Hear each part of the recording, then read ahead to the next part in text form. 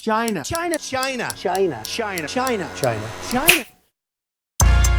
China, a powerhouse of a country known for having a culture filled with strong traditions, to a country that has mass production on an unbelievable scale. However, what is lesser known is the weird connection that China has with St Helena Island. Today, we're going to learn more about the historical connection China has with the island, find out how it involved people being illegally snuck onto ships, and see what legacy still remains here to this day. China's connection with St Helena actually stretches back to the late 1600s. It was at this time that China, which had predominantly been closed off to international trade, started to allow small amounts of international trade in a select few locations around China. Of course, there was a great demand for these Chinese products that just could not be found in the Western world at the time. These included things such as porcelains, silks, and the British favourite, tea. This new demand for these products added to the existing trade routes that carried goods from Asia around the tip of Africa and up to Europe. St Helena's location meant that it was the perfect stop-off point for these ships on these routes, which is of course why the island was occupied by the East India Trading Company. Now, for the most part, this connection between China and St Helena remained pretty much unchanged for well over 100 years.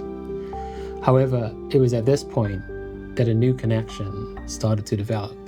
So you have this long connection between China and the island through trade, but they don't really see anything other than the material goods that are coming out of China, so the porcelains and silks and such. But later on, around 1800, the island's sort of in a bit of a change, a bit of a flux in terms of labour.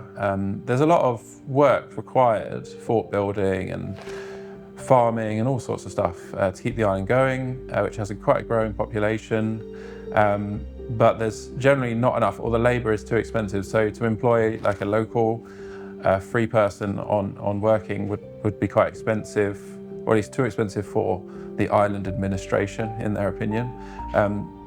Slavery was still very prevalent, so there's a large amount of the population was enslaved still, but it was sort of shifting away from that. The mindset was moving away from slavery, trying to reduce the number of enslaved people, and people also finding that employing or using an enslaved person was actually quite expensive as well, and not very efficient. So the attitude began to shift towards looking at new sources of labour. So one of the governors in the 1800s sort of had this idea that we could bring in Chinese workers. He'd seen that they're very good workers, mainly in agriculture. And then this scheme was sort of established by Governor Beatson around 1810. So he actually instructed a ship to pick up, I think it was 54 Chinese labourers from this area that they've been trading with, Canton, down in the south, and bring them to the island as indentured workers. So indentured means they've essentially signed a contract with the East India Company. It covers the cost of their transport here and some of their wages and their accommodation. And they signed this contract that they're essentially entered into, I think it was 5 years of service with the East India Company on the island. So yeah, it was really that was all it was about, is just shifting, looking for new sources of labour. They'd worked out that it was much cheaper to employ these Chinese people, and that they were very good workers as well. So they were doing a lot more work for less cost. So it was really what it was about, was saving money and increasing efficiencies on the island. Now, these people who came to the island primarily came from one area of China, which was then known as Canton. This is because the Canton was the only area in China that was approved for European trade. Now, even though this area had actually been approved for European trade, it was still illegal for a Chinese person to actually leave China at the time. Even just an interaction between a Chinese person and a European person was very much restricted. Due to all of this, the European traders who were there to seek Chinese workers had to go about this in a very discreet way, presumably using mostly word of mouth and under the table type of interactions.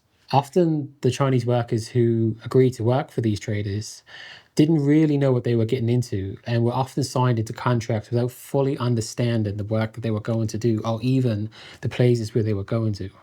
They were often simply sold on the idea of higher wages in some unique place very, very far away.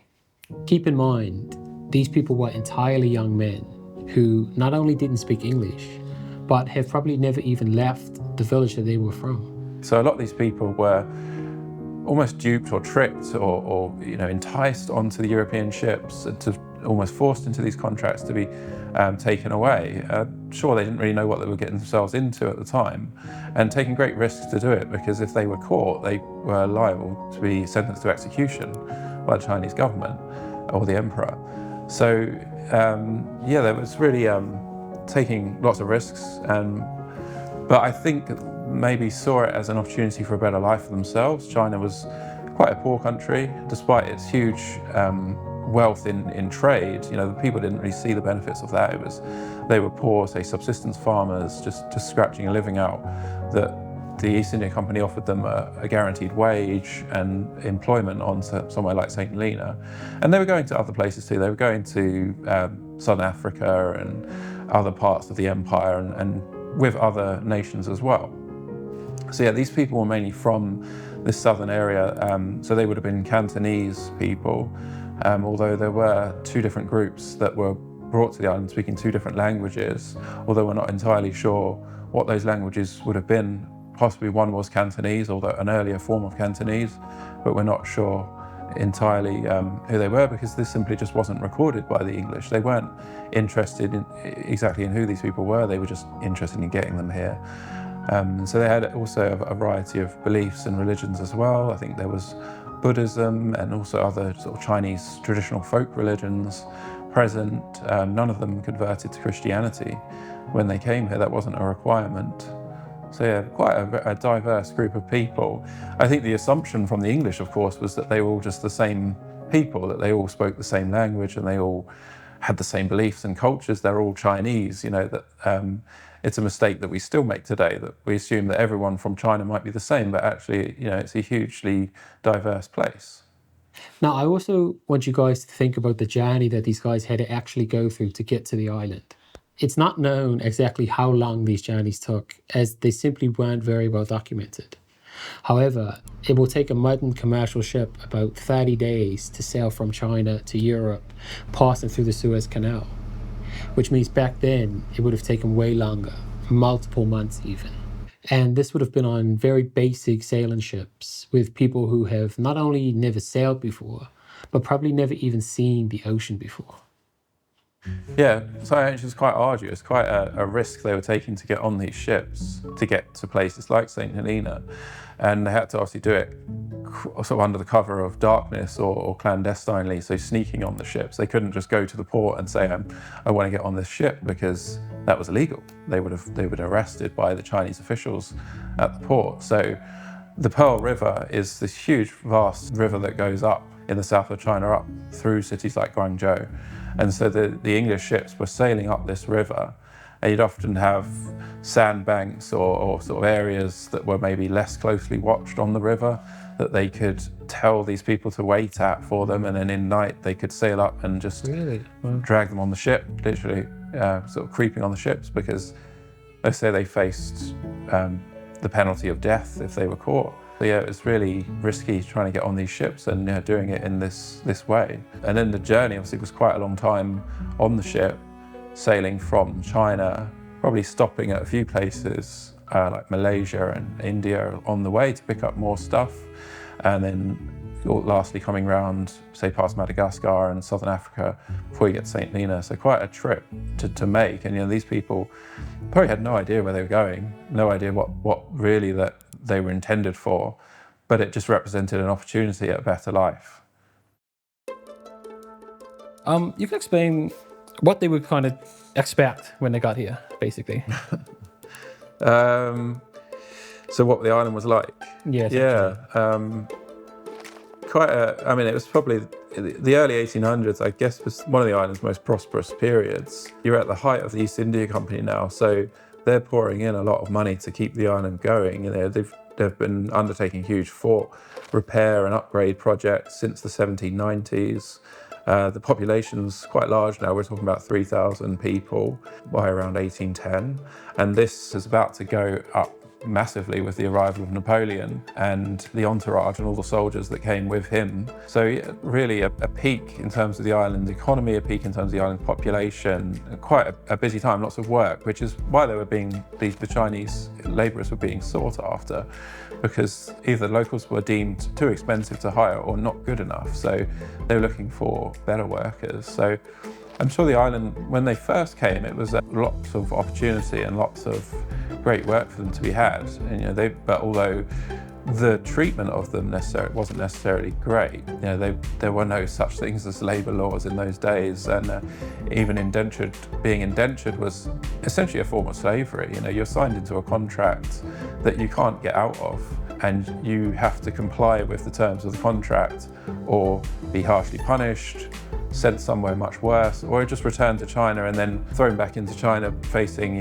execution if you're caught. So yeah, they signed into these contracts probably without really knowing what they were going to, although when they did get here, found that there was work, but it was hard work. But they were in high regard. They were spoken very highly of by the government here when they did get here and start working.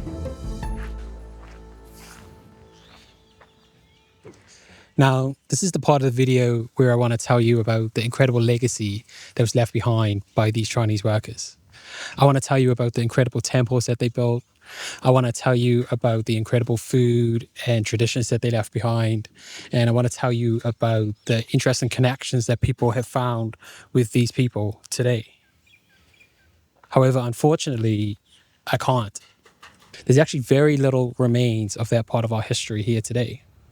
So much so, in fact, that where I'm standing right now is the former location of one of the biggest Chinese settlements on the island. This area at the top of Jamestown served as a mini Chinatown. It was accommodation, shops, food vendors, and possibly even religious establishments for the Chinese workers. And today, there's nothing really here to show for it. Potentially some of the buildings here may have been around at the time, but there's nothing to kind of symbolize it. The only kind of reminder of this time is this area's namesake, which is China Lane. And I think that in itself is a reminder of how the British saw these people. They didn't take any effort to preserve this part of their history and to preserve their identity. It all simply just got demolished or forgotten about when it wasn't needed anymore. Initially, the first ship that brought in Chinese people brought in 54 of them. And then within months, they realized these were very good workers. They wanted more, so they increased this number to 200. I think this is by about 1812. So within 2 years, you got 200 Chinese people. And then this number just kept decreasing every ship. There was more and more demand. There was a lot of agricultural work needed, a lot of construction. They were found to be excellent masons. And so they were put to work building upgrading a lot of fortifications, walls, roadworks, and other buildings around the island. So I guess you could look at buildings and see that, I imagine there's the Chinese hand in a lot of these places that we still see standing today. So this number increases and keeps increasing until it peaks around 1817 with about 650 Chinese people on the island, which it doesn't sound like a huge amount, but actually in terms of the island population of what was about 3,000 permanent residents, that's well over 15 to 20% of the island's population. So quite a significant amount of people very quickly became Chinese on the island.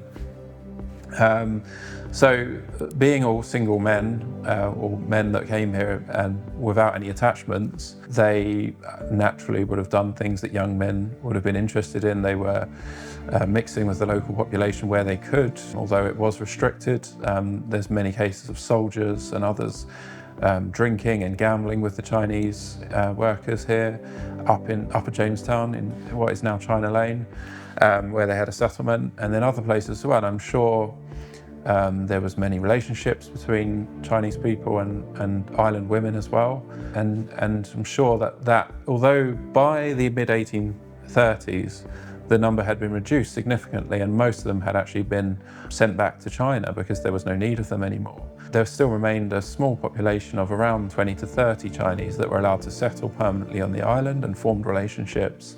They even had to pass a special law to allow a Chinese person to marry a local woman because the Chinese weren't actually Christian, and only the marriage was only permitted between two Christians at the time, so they had to pass a special law to allow a marriage between this Christian lady, a St Helenian lady, and a Chinese man. And then no doubt they would have had children out of those relationships. And I'm sure going back even into the earlier times, the ones that were here only temporarily, I'm sure they would have had relationships and had children out of those relationships with island women. Are there any known connections like that today? There's no proven connections as far as we know. There's a few people that have done some family research and found they might have had a Chinese ancestor, although it's very hard because they were essentially treated as second-class citizens. They weren't documented in the same way. They weren't Christian. They weren't speaking English and things like that, so they didn't essentially integrate as well as the local population or with the local population. So it's hard to, they kind of fall through the cracks there. We don't really see recorded documents of a relationship between a Chinese person and a St Helenian, or if a child's born. But some have recorded like a Chinese ancestor going quite a long way back. And certainly the smaller group that were allowed to stay from the 1830s, I think they then would have been entered into the records, and perhaps we do see some entries there. Although it's not entirely clear because their names were would have been Chinese names, and this was difficult for either the English to pronounce or write, so they were just initially just given numbers and tags, so identification numbers, and dehumanized in that way by having that identity taken away from them. And so when the ones that do stay, I think they then have to kind of adopt like anglicized names, names that they wouldn't have had when they came in, and names that kind of hard to directly link to a Chinese person. I'm sure that some of the earlier censuses record them as Chinese or as Asian or Eastern or something like that, but it's quite difficult to trace a direct line. But many of the commentaries, like historic commentaries, remark that they have left like ethnic legacies on the island through people's appearances, or cultural legacies through different beliefs that they might have introduced to the island, and foods and things like that. So it's not entirely clear, but I'm sure there are legacies that were established through these Chinese people. Even though these events took place on the island over 200 years ago, there's still a lot of parallels with that time and St Helena today. A large amount of young working-age people are deciding to leave the island to find work elsewhere, to make more money and to make a better life for themselves, which in turn means there's a shortage of workers on the island. And of course, these shortages need to be filled. Like many places around the world, the island's leaders are potentially looking towards migration as a solution for this problem. I guess it's for you to decide how we interpret this part of our history and how we can learn from it. The thing about history that I love is, and I try and tell people, is nobody ever wants to listen until it happens and it's too late. It's like we need to learn from history and not repeat the same mistakes, but also just learn lessons from history about what's happened in the past. Is basic human nature that we are doomed to repeat over and over again. So what we saw back then in the early 1800s with the Chinese, and a place like St Helena with a stagnant population, but also a population that needed, a boost of workers. Maybe there wasn't enough young people or not enough working age people, and others were leaving. Like we have an issue with today, is that they sought the importation of migrant workers, Chinese workers, to fill these gaps in the market. And it's something that perhaps we do need to look at today on St Helena. How do we fill these essential needs? There's in the care sector or health sector where maybe there isn't enough people working as nurses or carers. You could look to other countries. There are people that are willing to come to a place like St Helena and really want to work and do good work on a place like St Helena. And it's not just a St Helena problem either, it's global now. We're seeing great resistance in a lot of countries and fear, I'd say, to immigration. Something that's not necessarily a problem, but a lot of people do see as a problem because it's the other, they may be afraid of someone who's different to them, but they also fail to realize that their country perhaps needs this migrant work, and that a lot of the countries, the USA, Britain, for example, have been built off of centuries of migrants coming into the country and working and just wanting to seek a better life from wherever they were coming from. They don't want to cause trouble, they just want to come in and work and do a job that they want to do, that maybe someone who's already in that country doesn't want to do. Yes, it is like, there's definitely lessons we can learn from this, and the parallels we can draw between the Chinese workers coming here and what we see today is quite clear. What affects me the most whilst looking at this part of our history is that fundamentally, it wasn't that long ago. And to think that problems that existed back then are still somewhat prevalent today, it really puts it into perspective how closely we are linked to our history. Unfortunately, there are very few physical traces of this part of our history. In fact, as someone who grew up on the island, I know almost nothing of this topic. So I hope this video serves as a small testament to this part of our history and makes more people aware of the connection that China has with St Helena Island.